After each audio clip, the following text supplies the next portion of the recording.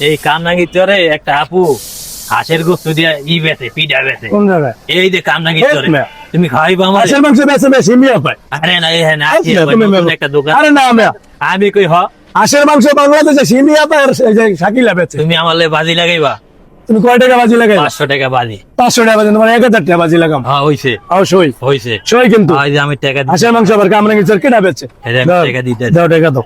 দাও 1000। তোমার লাভ যাও 1000 বাজি। 1000 যদি যদি হাঁসের মাংস পাই, যদি হাঁসের মাংস বেচে, আর একটা মেয়ে দোকান দিছে তুমি চলো। আমার এটি বিশ্বাস করি না, এটি কেউ বেচতে পারবো না। লও না আগে দিই। আচ্ছা লও যাই, তুমি কথা কইবা না। আচ্ছা আমি তো টাকা। আচ্ছা আপা, আসসালামু আলাইকুম। আপা আপনার দোকানে কি আপনি এই যে ফুচকা বেচেন, হাঁসের মাংস বেচেন? দেখছো বেচে সব বেশি সব হাঁসের মাংস কয় টাকা এই যে পেলেন? হাঁসের মাংস 150 টাকা প্লেট আর দুটো পিঠা ফ্রি। কোন কেমন একটা ভেজাল হালাইছে। এই যে দিচ্ছি। এখন চলো ভিতরে চলো খাই। কাম রইলো কি কও? ভাই বুঝলাম না। ভাই হাইরে গেছে না ভাই। আমি জানি যে বাংলাদেশে শাকিলা আর সিমিয়া পা হাঁসের গোস্ত বেচে। এই দোকান নতুন হইছে কামনাঙ্গি চরে। তাহলে তুমি আপনি ভুল করছেন ম্যাক। আমরা কি ছেড়ে যে আজকে নতুন উদ্বোধন করছেন তাহলে তো হারিয়ে গেছেন আপনি। 1000 টাকা হারিয়ে গেছেন না। দেখছেন?